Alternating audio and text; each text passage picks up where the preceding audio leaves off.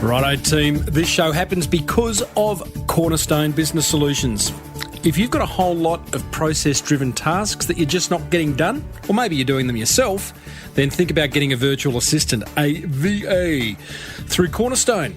Book a discovery call with owner David Warren now or after the show on 029083 6689. And we are also made possible thanks to the Key Person of Influence program, whose New York Times bestseller will show you, here we go, you ready? How to perfect your pitch, get your book written, create a product ecosystem, raise your profile, and partner with high performers. How's that? Get a free hard copy of their New York Times bestseller delivered to your door for free over at keypersonofinfluence.com/Timbo.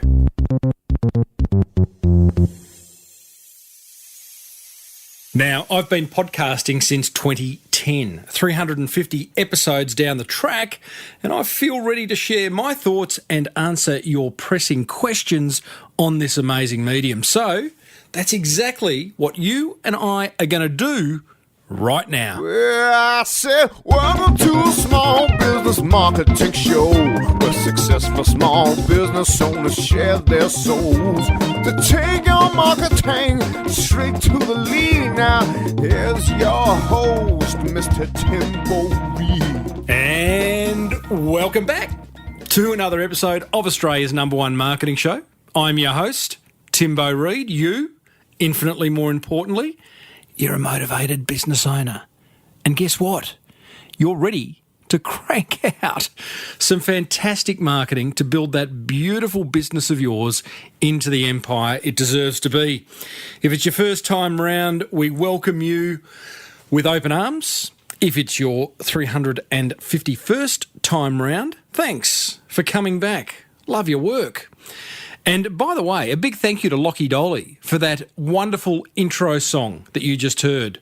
We're going to talk about that and a lot of other things in regards to podcasting in this episode, because it's a big show today. I am going to completely share all my thoughts and answer all your questions on all things podcasting. Yeah, I reached out to you. I said, what questions have you got about podcasting? And you told me. So I'm going to answer them. I share another low-cost marketing idea in What Have You Got to Lose? Today's idea is a sneaky little email hack. And we go back into the Small Business Big Marketing Vault, revisiting a past episode where you and I, possibly you and I, if you were around, caught up with the maker of America's Best Sandwich. Yeah. It's a few years ago, that episode. As per usual, team, there is marketing GOLD dripping from the ceiling over here at Small Business Big Marketing's HQ. So let's get stuck right in.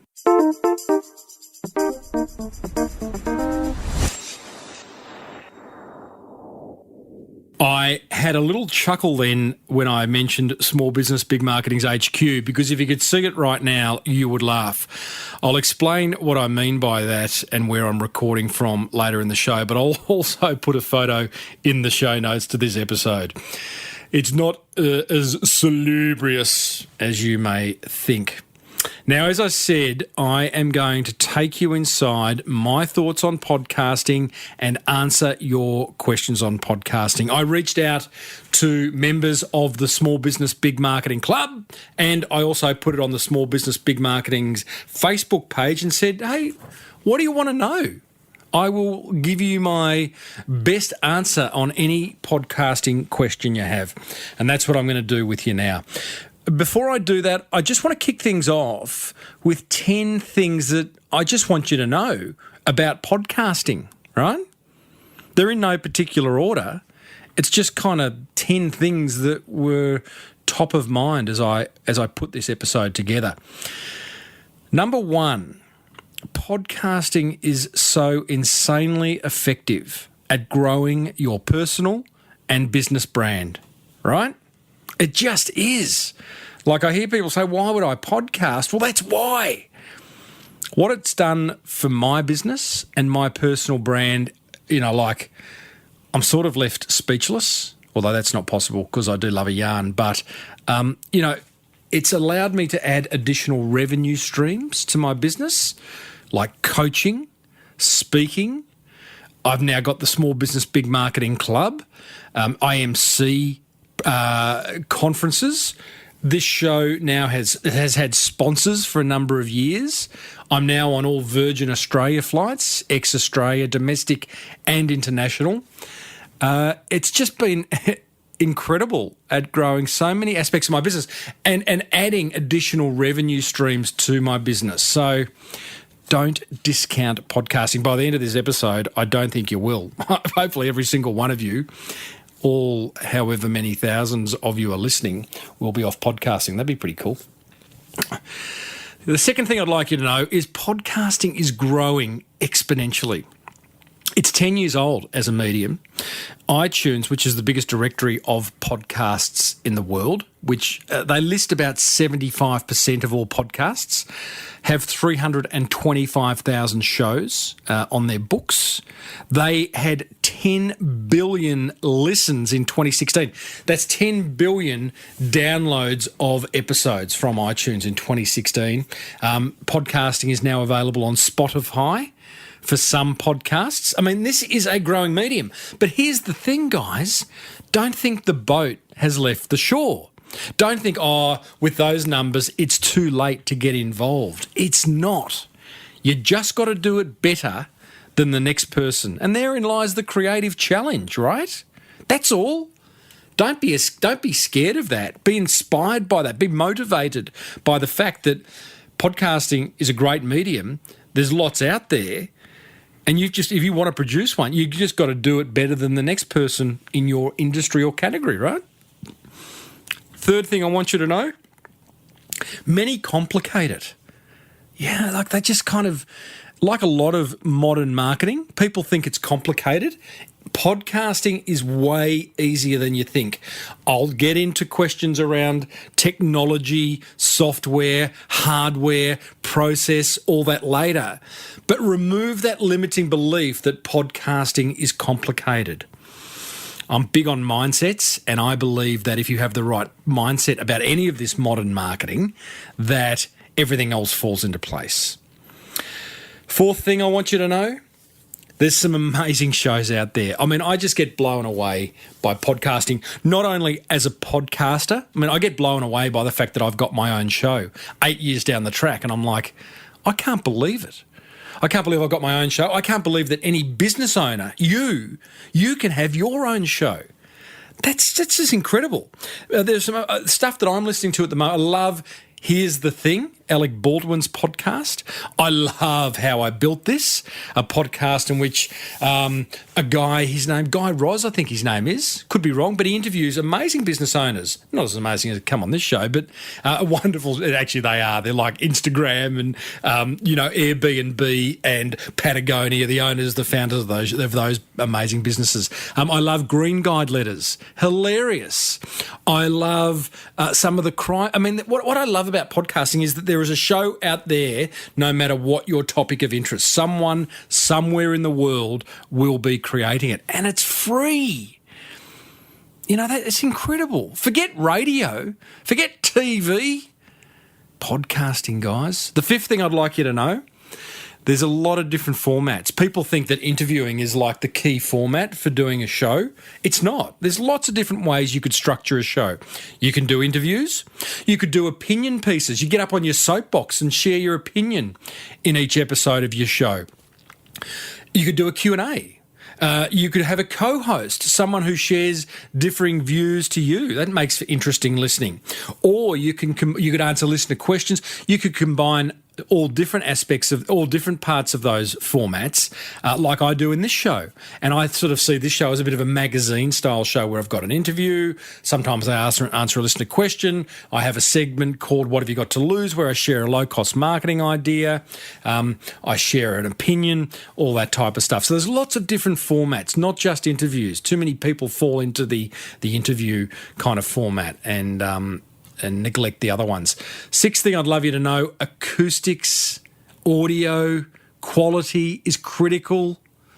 like really, really critical, because as listening to a podcast, generally right now I'm probably competing with road noise, noise in the train, noise in the gym. You might be walking along the street. There's a lot of ambient noise that I'm competing with as a podcaster, so I've got to make sure my acoustic is pretty good. Now, right now, I know my acoustic and audio quality isn't as good as it could be. Is because I'm podcasting from the bungalow down in my beach house, and it's because I'm on holiday and because it's the only place I could do it. I've got it to the point where I'm pretty happy with it. I will talk about the setup a little bit more later. As I said, I'll put an episode in the show notes, but put it this way, it includes pillows, a doona, and an old beach house bungalow. There you go. But it is important to get your acoustic quality right, and I'll talk about equipment later. Seventh thing I'd love you to know, you can do them from anywhere. I mean, I have podcasts. You don't need a studio, right? Limiting belief, I need a soundproof radio-style studio. That'd be cool. And when I started this show all those years ago, I did do it out of a radio studio. But that had its limitations. It was fantastic at the same time. But you can podcast from anywhere. Places I've done this show from, my office, a closet, inside a wardrobe, sitting on the beach on a Fijian island. That was episode what was it? 250 or something, the Marketing Crazies episode. I've done it in hotel rooms. I've done it a lot of episodes in my car. Fantastic acoustic in my car. You can do a podcast from anywhere. Don't be limited by the fact that you think you need a soundproof room. Eighth thing I'd love you to know before we get stuck into your questions, don't judge success on audience interaction. Yeah. If you do a podcast and you are going to measure its success by how many comments you get left in the show notes, how many likes you get on Facebook, how many listener reviews you get on iTunes, you're going to be bitterly disappointed. Now, I know I ask for you to leave comments in the show notes all the time. I know you're not going to, so I've got why do I keep asking? But I get the fact that most people listening to a podcast are out and about. In the gym, on the train, in the car, walking the dog, in bed. I get it. So it's hard to leave a comment in the show notes. It's hard to push like on Facebook. I understand all that. It hurts a little bit. Yeah. I'd love to hear from more of you guys. I know there's thousands and thousands of you out there, but it just seems to be the nature of podcasting. And I've looked at some of the really big podcasts out there, and they too are not getting that engagement. So move on, Timbo. Evaluate the success of your podcast by other means. And it's a question I get from a listener. I'll go into more detail later. The ninth thing I'd like you to know, there's different ways to monetize your show. Okay, so when I first started out, I thought, day one, I'm going to get a sponsor and, we'll be off to the goldfields. But it doesn't happen that way. You got to build an audience first. But in terms of making money from doing a podcast, here's some ways. Sponsorship, your own product, selling your own product, inquiry into your existing business. I mean, that's gold. Imagine if you started a podcast and all of a sudden the phone started ringing more often, right? Love that. It'll force you to add new revenue streams to your business as people want more of you. So there's lots of different ways to monetize your show. More on that later. And the 10th thing, before we get stuck into your questions, my show, I think, and I get asked this a lot, why is your show successful? I think it's because I mix education with entertainment, right? And I've stuck at it. So I found my intersection between educating you guys to create better marketing, and I do it in a way that I hope, some would argue, I know you're sick of the dad jokes. I can't help that. I'm a dad. Yeah. But I do it in an entertaining way, in an engaging way. That doesn't mean you have to have a belly laugh. You don't have to be a stand-up comedian to do a podcast. But, there's some great marketing podcasts out there, but sometimes they're delivered in a dry way that doesn't make for interesting listening. And I think the success of this show has come from the delivery, the quality of my guests, and the way I interrogate my guests sometimes and get the best out of them. And that just comes with practice, right? Curiosity for me has been a winning component of my interviewing. And just that last bit is consistency. I've stuck at producing a show every Tuesday. I put out a show week in, week out, rain, hail or shine, although the weather doesn't affect podcasting whatsoever. So there you go, 10 things I want you to know. Let's get stuck now into your questions.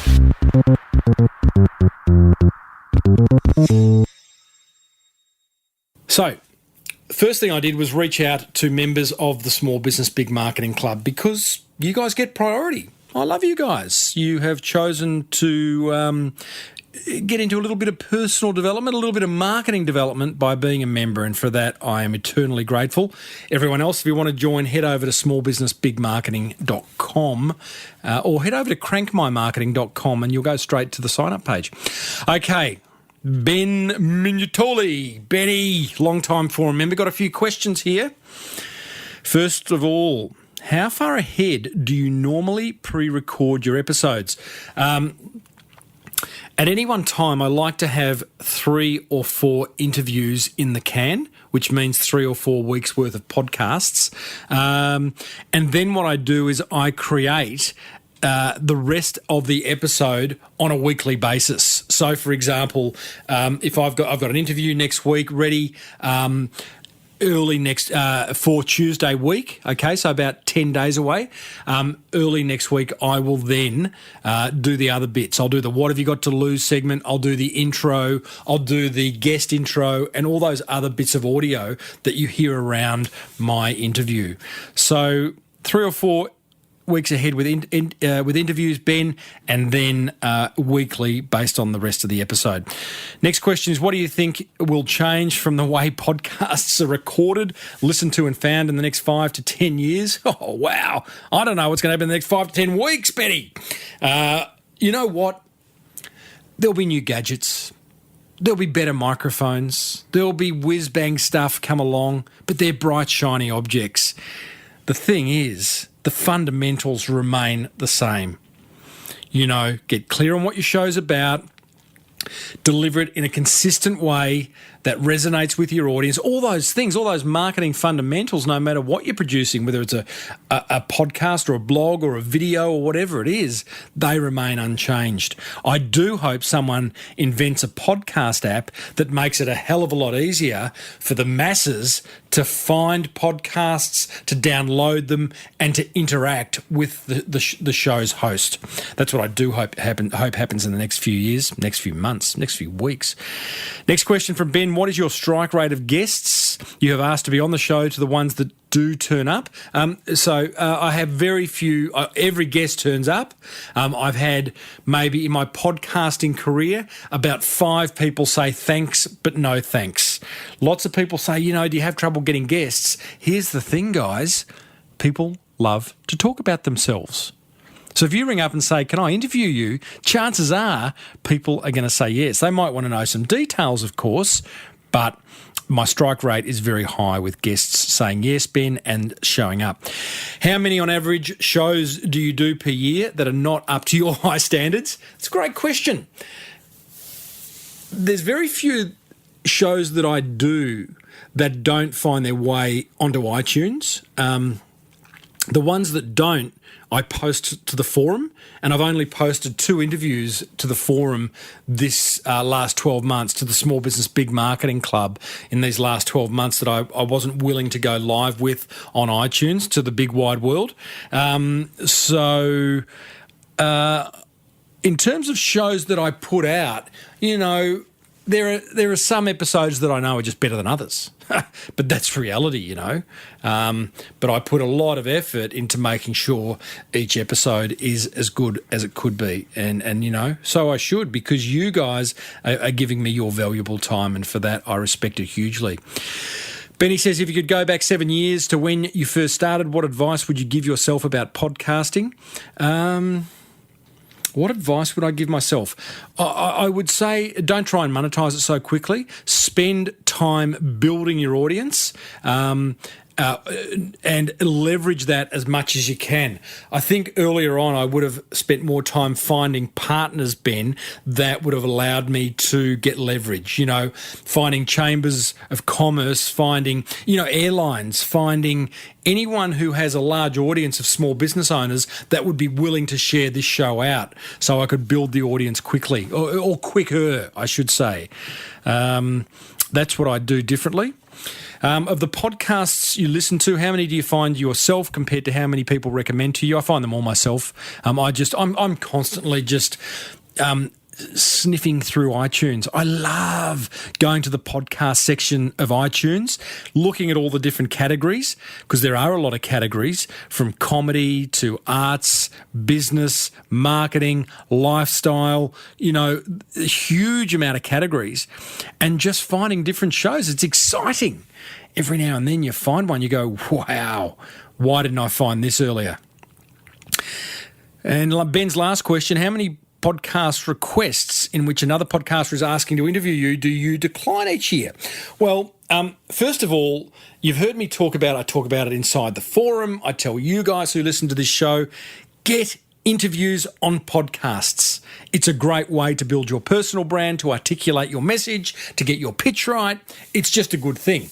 It's good for SEO as well. I don't knock back many interviews, Ben. I don't seek a lot out, and I probably do about 20 a year, all right, on other people's podcasts. Love it. I love, again, that's great leverage, but it's nice to be on the other end of the mic as well. Sean Sullivan, Seamus, another forum member, says, how do you put aside the limiting belief that you are not any good at it when starting out? Get over it. This is my harsh advice there, Seamus. Simply put aside the limiting belief and start, right? Well, you just got to start.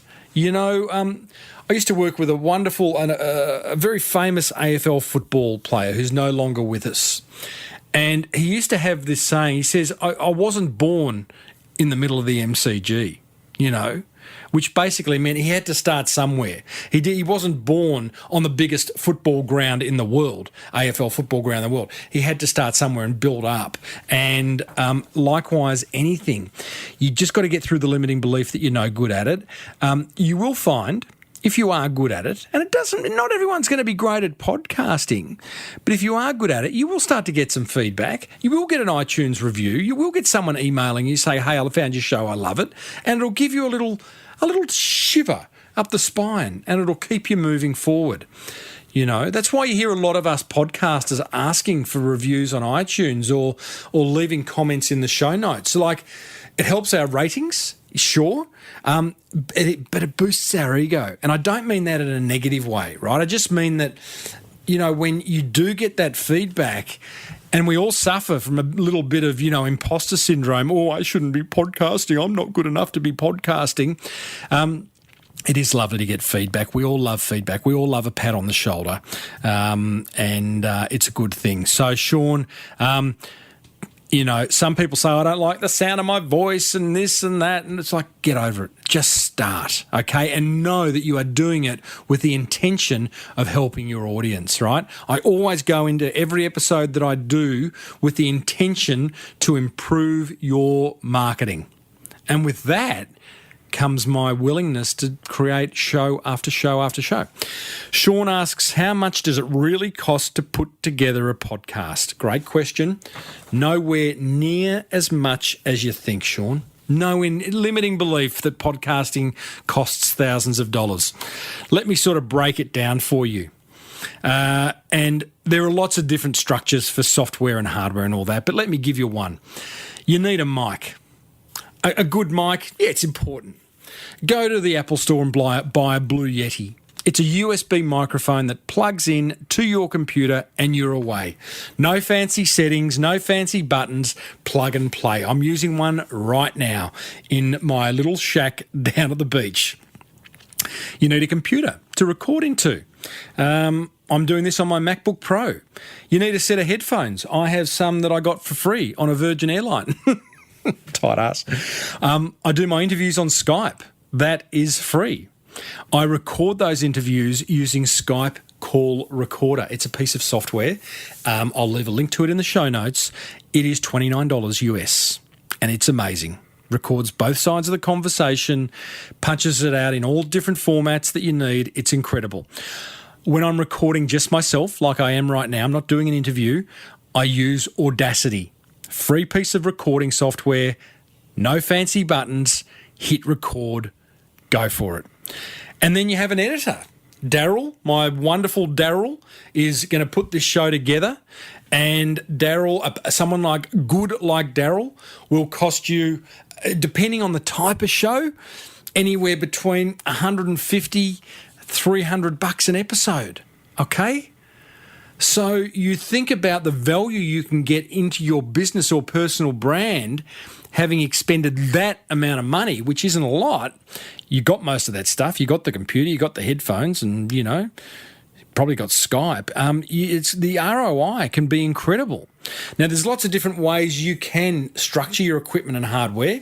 Go to your local audio shop, ask them. They can often complicate it, though. Or at your most basic, there are other ways of doing it. But I know that's a question down the track. So I'll come to the minimum viable product of podcasting shortly. Arne Bettridge, another long-time forum member. Love your work, Arne. Thanks for this question, mate. You ask, if you have an idea for a podcast but don't know if it will get any audience, is it worth trying to because it adds another bit of rich media and therefore search engine optimization value, or does a flop actually give you a negative score? I don't think it'll give you a negative score. A flop is a flop. I mean, Google don't know that, that's an average podcast. Not going to, I'm going to spank you in your rankings. But I think what you've got to do is you go and create a show. You do your research. Arne, you've got a business that's about work corporate uniforms. You know the problems that your clients and prospects have. You know the questions they're asking. You know what kind of information is going to resonate with them. If you create a show around that, you're halfway to creating something that's going to work. Your greatest challenge will be how you deliver that information and whether you're willing to do that on a consistent basis. But you talk about SEO in your question, Arne. It's great SEO. Podcasts rank very well. And as your podcast gets more popular, gets more visits to your website, gets more shares on social media, then whatever episode that podcast is about, the rankings for it are going to improve. So, for example, I've got a podcast about how to nail Pinterest for a small business. When someone Googles that, my show in Australia ranks really well, okay? And over time, as you create shows about particular topics and put the effort into promoting them and build your listenership around them, Google will notice that and help improve your rankings. Mark Gascoigne, forum member, asks, Timbo, what would be the minimum requirements for software, equipment, etc. to start with? Okay, so I went through with Sean, Mark, about the equipment that I'm using right now. And by the way, what I didn't say is at home in my home office, I have a much more expensive Shure microphone. But you don't need. I spent like about $700 on a radio quality mic that I use for most of my shows. But you don't need to do that. Mark asks minimum kind of spend. What I would say is that if you really wanted to, use your smartphone. The iPhone comes with voice memo. Android phones would come with something similar. Plug in your headset that has the microphone attached, hit record on your voice memo application, and you're away. Now, I'm not suggesting that's going to give you best audio quality, and I strongly believe that audio quality is so important. But you can start there, Mark. There's no reason why you can't. Do it in a quiet space, in a room that doesn't have hard surfaces like floorboards and lots of windows. Do it under a doona. I've done podcasts under a doona. I've done lots of things under a doona. Don't go there. You know what I mean. You can do it in a wardrobe on your iPhone, because, like in a walk-in wardrobe, because there's so many clothes hanging around. That's an incredibly soft environment. Lots of different ways of doing it. Minimum viable product with podcasting, Mark, is to do it on your smartphone.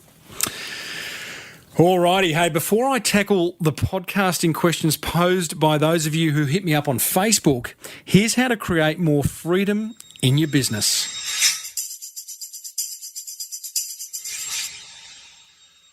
This week saw the launch of an exclusive webinar series for members of the Small Business Big Marketing Club, of which I hope you are one.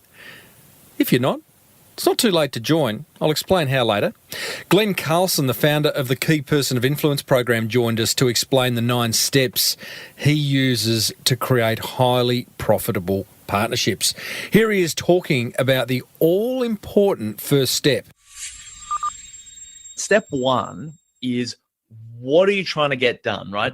What is the thing that if you were to achieve that thing would create a transformational order of magnitude? And by the way, this event took us from 0 to over $1 million in revenue in our first year, $1 million in profit in 2.5 years or so, just leveraging the strategy. But this was the starting point, and I want to unpack it to prove you don't need stuff to start with, because people now look at what we're doing and they go, oh, it's good for you because you've got the podcast and the brand and the events and the this and the that and the everything and the global business and whatever. Didn't have that at the start. Started with zilch, right? And so in 6 years, we've built a 20 million plus global small business where, 85% of all of our revenue and major opportunities and the breakthroughs have come through this strategy. So I'm all in on it, is what I'm saying. Step 1, what are you trying to get done? What is that big thing that would create the order of magnitude, the 10x breakthrough? And the reason that I like 10x thinking is not only does it sound very cool and like it's something that's come out of Silicon Valley, which is very edgy right now, but it's often easier to pull off something big and exciting than something small and mediocre, because no one wants to support or engage or get involved with something small and mediocre. It's like if you're looking to recruit a team member and you're like, oh yeah, I kind of run this dinky-die little small thing and it's nothing much and da-da-da. No one wants to support you or work with you or come and join that team at a discount. As opposed to, people do want to work with a company, even if it's a small budding company with a great vision and a great leader that's communicating that vision, etc. So playing 10x often just makes everything a lot easier. So and there's, the wonderful quote, shoot for the stars and land on the moon. So if you're running for 10x and you get 5x. Yeah. I've recently come across some thinking where I've changed my thinking around shoot for the stars and you'll hit the moon. Oh, controversial. Glenn goes on to explain why he no longer agrees with that saying, plus he shares his other 8 tried and tested steps in creating profitable partnerships. And I've got to tell you, it was 60 minutes of absolute marketing gold. And you can listen to the whole lot as often as you like by joining the Small Business Big Marketing Club over at crankmymarketing.com. It's just $67 a month. And if you can't make that back plus multiples more each month, then I am doing something wrong.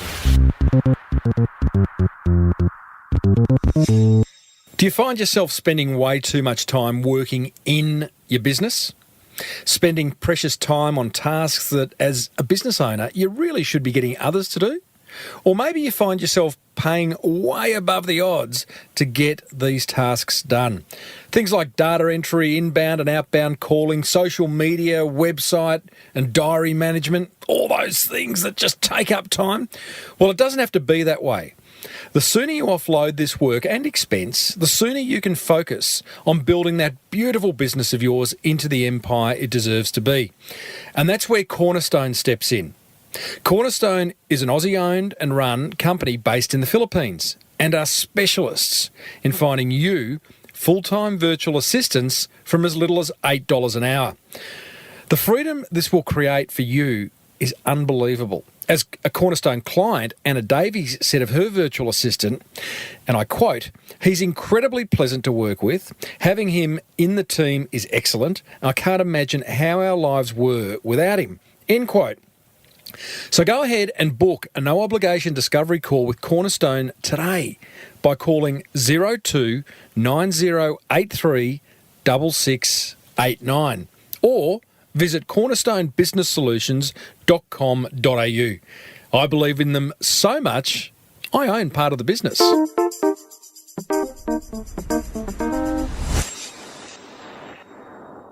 Okay, team. Are you enjoying it? I hope so. Hope I'm giving you some good insights into this wonderful medium called podcasting, and that I'm inspiring some of you to get off your bum and start your own podcast. Because as I said earlier, the ship hasn't left the shore. Now, coming up after I answer your remaining podcasting questions, I will share another very simple and effective marketing idea in that segment that I know you all love called What Have You Got to Lose? But let's get back to your questions. Mike Rhodes. Rhodesy. It's a good name for a microphone brand. He asks some great questions. How do I get started, he says. Okay, well, I'll give you know I always say just start. But what I want you to do, and I talk about this a lot in my book, The Boomerang Effect, and not a lot, but in detail, I want you to get clear on your editorial mission.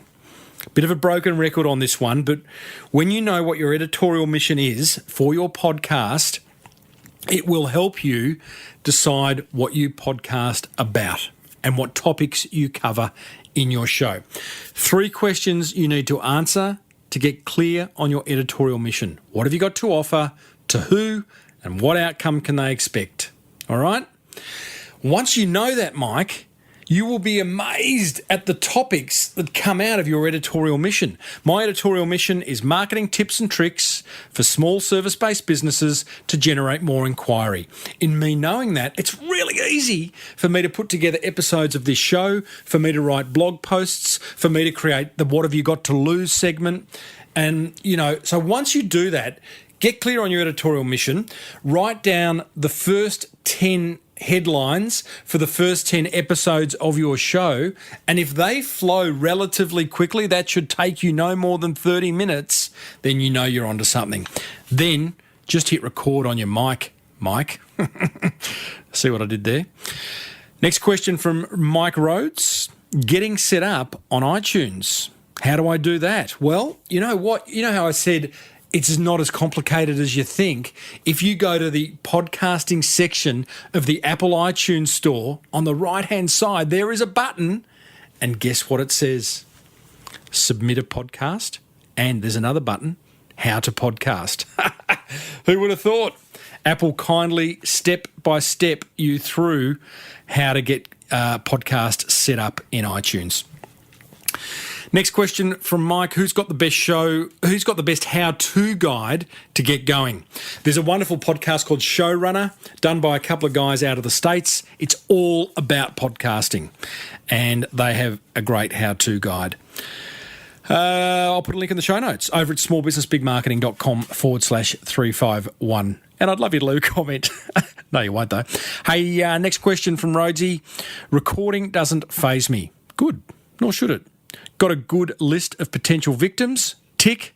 But I'm procrastinating because of the technical challenges or perceived ones. Mike, they are absolutely perceived challenges, okay? Here's the thing. I am not a technical person whatsoever. In fact, technology kind of freaks me out.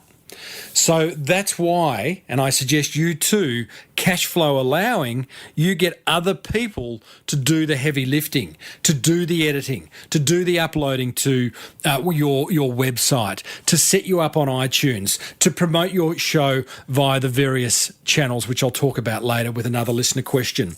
So put the technical stuff aside and focus on the content, Mike. And Mike, you know so much. I mean, Mike Rhodes is Australia's leading Google AdWords specialist. Mike, you know so much about what it is you do. Focus on creating great content around that and have other people do the heavy technical lifting, which is not really that technical, but it's a time suck. I do put a lot of effort into editing via Daryl. I really, really love how Daryl puts these shows together, makes them sound so professional, and I think that's really important. I think there's a lot of podcasts out there that sound average, that sound amateur hour, so having a good editor is good. But Mike, focus on the content, let others do the rest. Mark Evans asks, How do you go about planning and organising each show? Is there a process that you have in place that you follow each time? Yes, there is. I have a Google document, first of all, Mark, and within that Google document, I have a number of headlines. The headlines are, they're not so much headlines, what would I call them? They're kind of just pointers for me to fill in. So I have a fronter, that little bit I talk about up the front. I have sponsor reads. I have my intro. I have my guest intro. I have my top 3 attention grabbers. I have my what have you got to lose segment. And I have my outro. So there's all these things that I know I've got to cover in each episode because that's the structure of my show. And then I fill that Google document out each time, Mark, with what it is I'm going to share with you. It might be a script. It might be bullet points. It might be just little reminders of what it is I'm going to talk about. But that does 2 things. It keeps me on track with the episode. It also forms a great guide for Daryl, my editor, to follow, because I might put some edit points in there where I say, hey, Daz, take out between 3 minutes 16 and 4 minutes 8 or whatever, and just kind of, I don't do much editing like that, but it allows me to do that. The other thing that having this Google Doc allows is that Joey Winston, who very kindly puts my show notes together, I give him this document, and that forms the basis of him creating the show notes. Okay.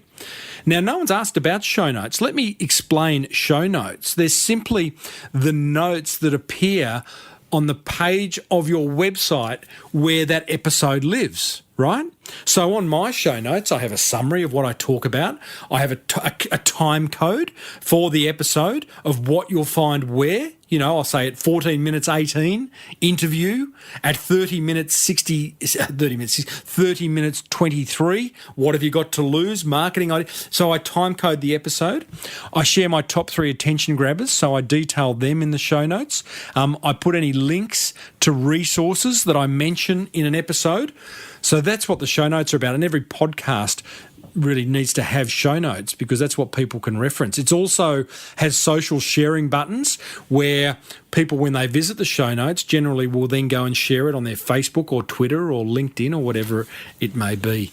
So, that's how I organise each show, Mark. You also ask, how do you reach out to guests? Via email, phone, everything. Yesterday, I was at an event. There were 2 people speaking at that event. They were fantastic. I walked up to them afterwards, introduced myself. They've agreed to an interview next week. So excited, so excited. Some people I reach out to by email. Some people I get connected with by phone. Some people email me asking to be interviewed on my show. So, there's lots of different ways that I reach out to guests, just depending on where I come across them. Mark also asks, that's all from Mark. Nick, what do you got? Nick Moran, mate, I know you've just had some spinal surgery from memory. Something to do with your back anyway. You've been in a lot of pain and you've had your back up. You've been on your back now for weeks. So no wonder you had time to send me a question, mate. You ask, where do you get the majority of your podcast feedback from? How do you know you have really engaged on a topic? Is it simply quantity of subscribers? Okay. Majority of podcast feedback. I get it from a number of sources. I look at the reviews you guys are leaving me on iTunes. Right now, on the Australian iTunes store, I've got 355 listener reviews. I've read every one of them, and I love them. So important to me to hear what you guys are thinking. I get emails from you often, some of you listeners, tim@timreid, reid.com.au. I ask you to email me. Tell me what's on your mind, what's on your marketing mind. Social media, a lot of people hit me up there. And now, Nick, what I'm finding, and I speak at a lot of conferences, as you know, I've spoken at a conference for your business. I'm turning up to most conferences that I'm speaking at, and people are coming up, not I'd say maybe 5% in any one audience coming up and saying, I listen to your show. And I get chuffed. I get chuffed. I go all red and embarrassed. No, I don't. I love it though. How do you know when you've really engaged on a topic?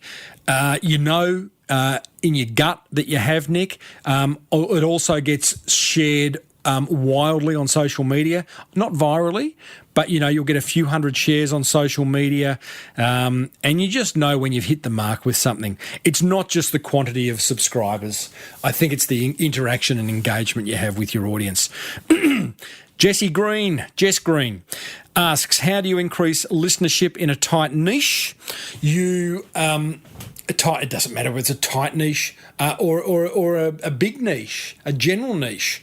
You increase listenership first and foremost by creating an amazing show. Week after week, month after month, however often you are going to put a show out, and set an expectation with your audience as to how often you will put a show out, and then just create great content. What's that saying? The best marketing is a great product.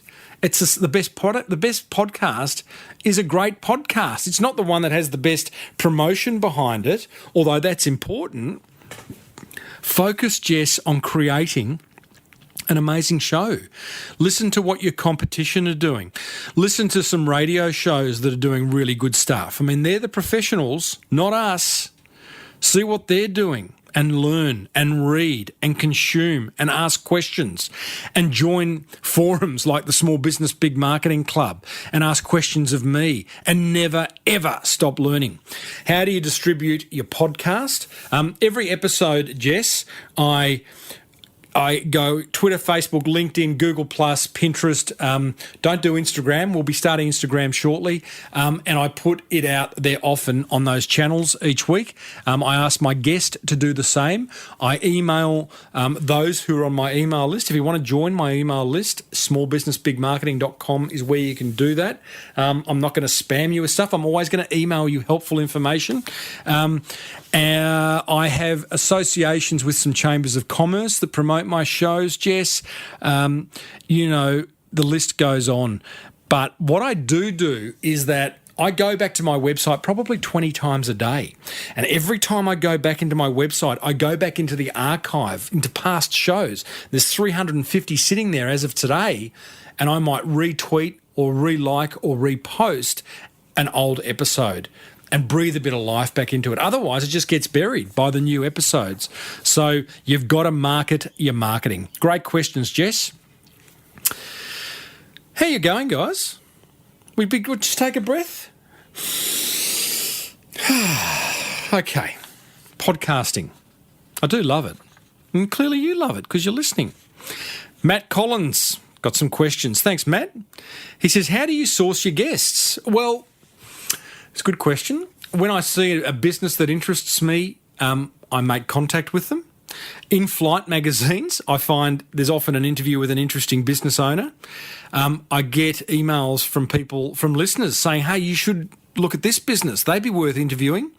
And listeners, you guys know my show the best because you listen to it. So you know the kind of guests that fit. I have a criteria for my guests. You need to be a successful small business owner with an interesting story that's using marketing effectively to grow your business. Right? That's the criteria. I'm not that interested in interviewing service providers like a marketing consultant or someone who's just kind of a service provider into small business. I'm more interested for this show in interviewing, bricks and mortar business owners, some online store business owners, and mixing it up that way. I also source my guests from conferences that I get to speak at and meet other amazing people and various ways like that, Matt. You also ask, at what point did you decide to look for advertisers? I think it was like 18 months into it. 18 months to 2 years into it. When I first started, Matt, I said to a mate, a very wise friend, I've started a podcast, I'm going to get a sponsor, and I'm going to make a lot of money. And he very wisely, sagely said to me, how about you build an audience first and then go out to a sponsor? Because right now, Timbo, no one's listening. Well, that was 8 years ago, and his name was David, and I appreciate that advice. And I did do that.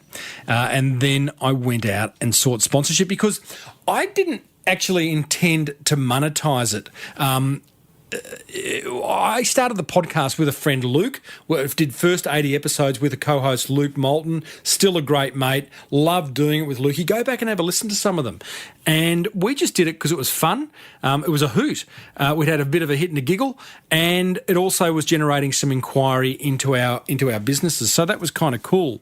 But at some point, I did go out and seek sponsorship. And in fact, Net Registry was my first sponsor. And I found them by going to a small business conference. They had a fantastic stand, the best stand at the conference. And I approached them, told them what I was about, and they became a sponsor for quite a number of years. Matt asks, what's the 5-year plan with your podcast? 5 years does my head in. I can't answer 5-year questions. I don't know whether I'll be doing it in 5 years' time. I might, but gee, that's a long way off. I don't really know what my 5-year plan is. Right now, I intend to continue to create the best marketing podcast in Australia and compete with the best business and marketing podcasts in the world. Janish says, what is it like when you started? Did you ever want to throw in the towel? And what kept you going till the 300 plus episodes you've done now?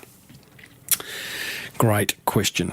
What was it like when I started? It was exciting. And I've maintained that excitement. Clearly, my old mate Lukey, who dropped out at episode 80, he didn't maintain that excitement. It wasn't for him. I just knew that podcasting was my thing. You know, I love to chat. I love to share my knowledge. I love to help others, particularly small business owners. And podcasting has been my vehicle for doing that. And I never, ever, ever forget that, Janish. It's always with me. I remind myself before I hit the record button, and it sticks with me. And, you know, before I hit the record button, I have a little process where I think about you guys. I think about who you are, where you're at with your business, how you view marketing, the stress and pressures that you're under, and I kind of develop that feeling of empathy. This is immediately before I hit record. I then take 3 deep breaths. Do it with me now. In through the nose, out through the mouth. I do 2 more of them. I feel a little bit dizzy right now. Just puts oxygen in the brain, gets you thinking clearly, and then I hit record, right? That second question, do you ever want to throw in the towel? Yep. Yeah, I do. You know, there are some weeks where I go, I don't know if I've got it in me. I don't know whether I can step up to the plate and create another episode. But when I do, I'm reminded how much I love it. But we all get like that, right, at anything we do.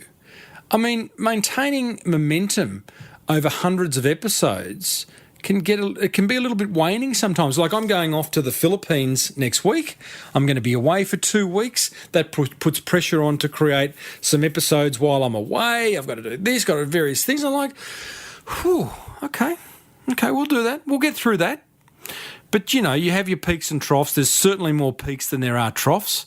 And the minute there are more troughs than there are peaks, this show finishes, right? That's just how it is. But I continue to be buoyed by the fact that I know this show's making a difference. The emails that I get from some of you listeners telling me what this show's done for your business, you know, they're gold. They are gold, and they mean a lot to me. I keep every one of them.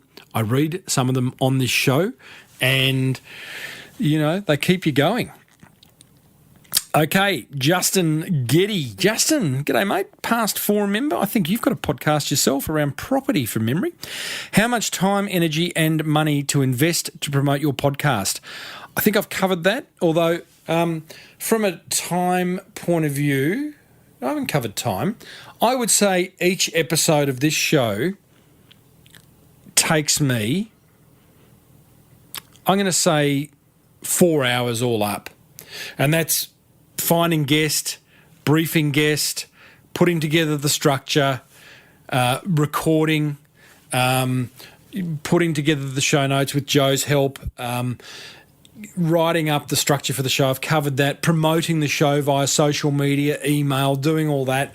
I'd say about 4 hours.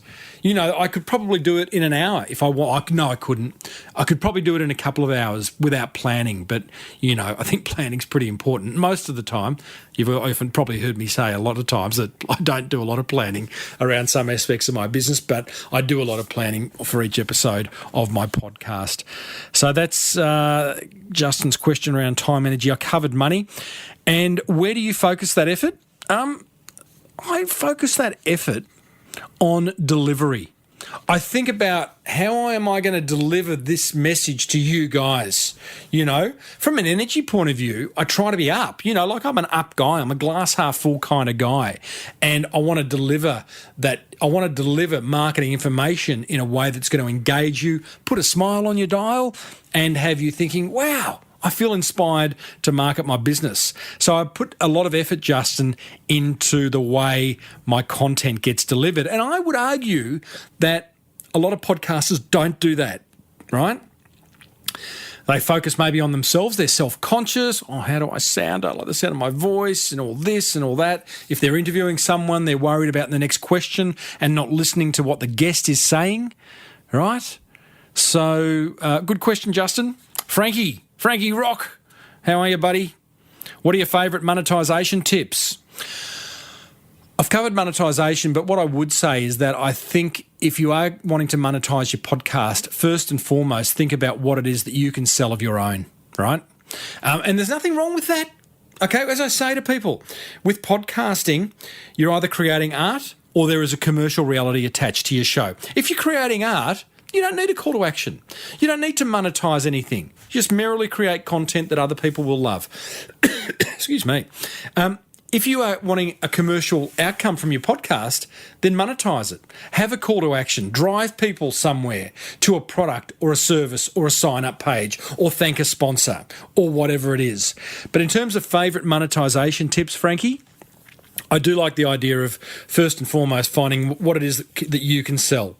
Have you got an ebook? Have you got a coaching product? Have you got a real product? Have you got a tour? Have you got a course? Have you got what is it?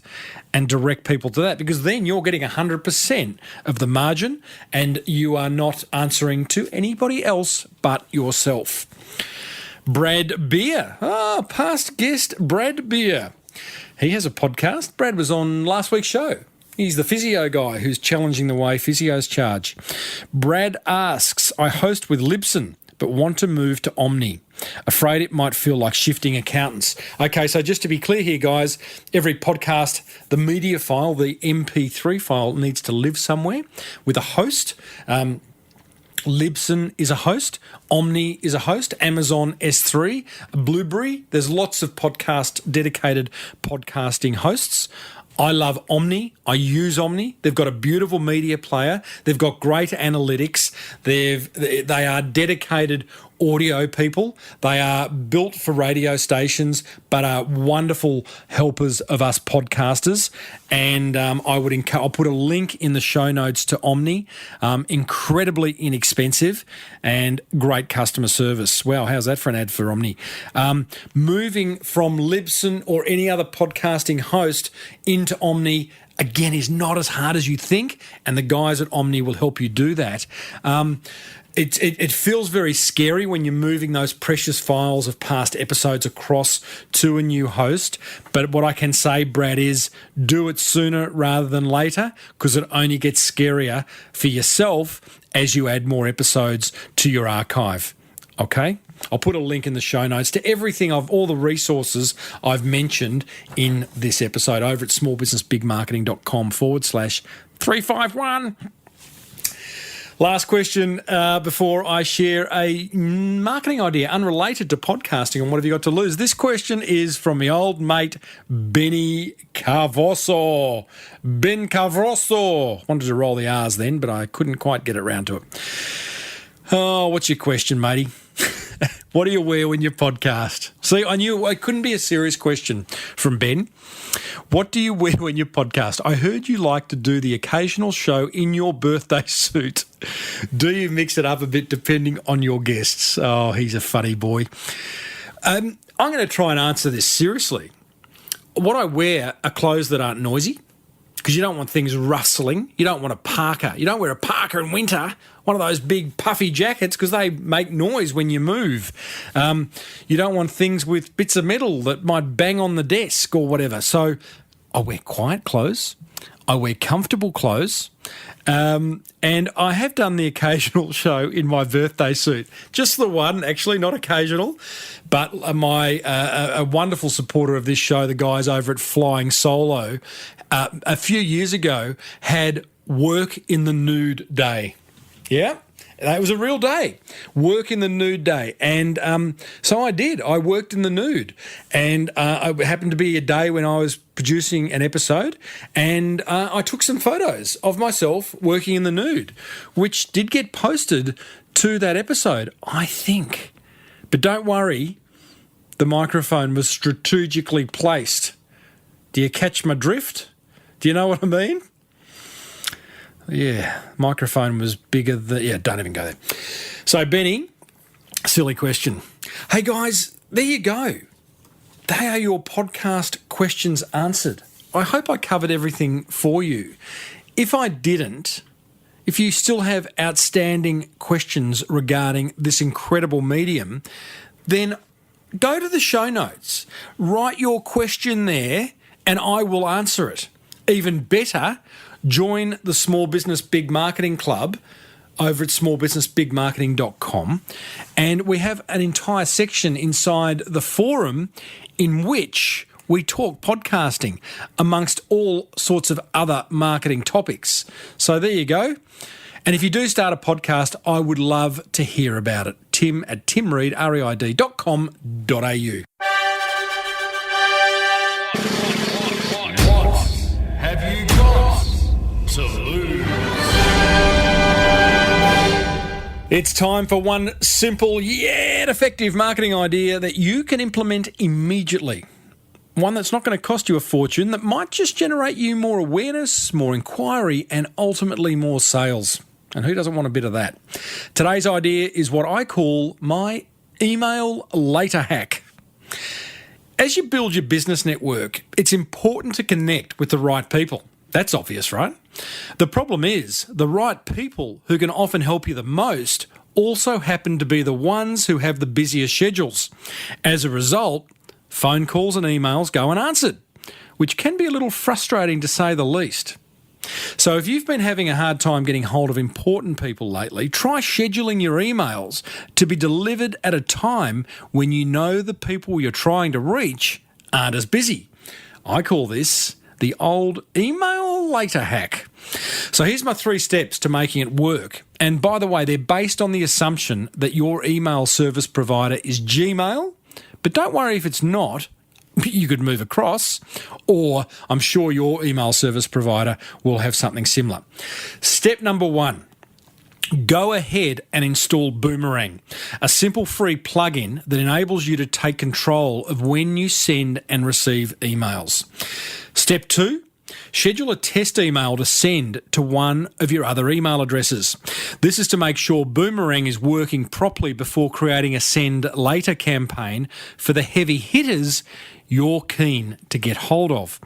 Step 3, if the test email you sent was delivered successfully, then it's time to create send later campaigns for the people you want to get hold of. And here's the pro tip. Really consider the best times to schedule these emails. They may well differ for each person you're trying to get hold of, although I find a good time is early morning, as my email will be near the top of the person's inbox when they start their day. Oh, and be sure it includes an outrageously good headline. Spoken a lot about this in past episodes of the Small Business Big Marketing Show, and we'll do some more talking around email headlines in future episodes.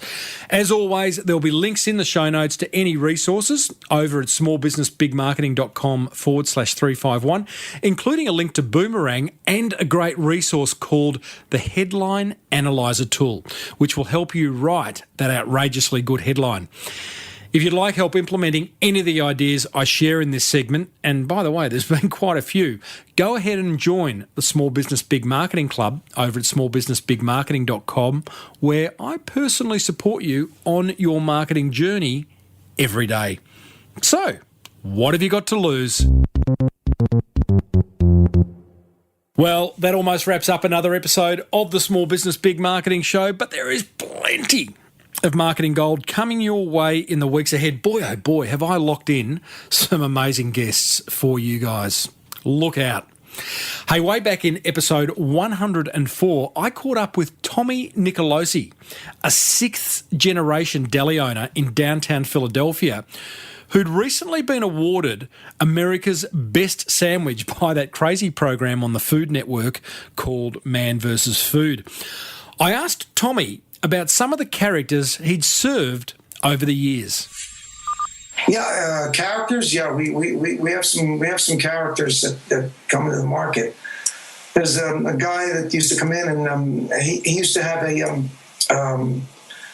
puppet, which was a monkey on his hand, and he would walk up to the various counters when he shopped in the market, and he would always speak through the monkey, and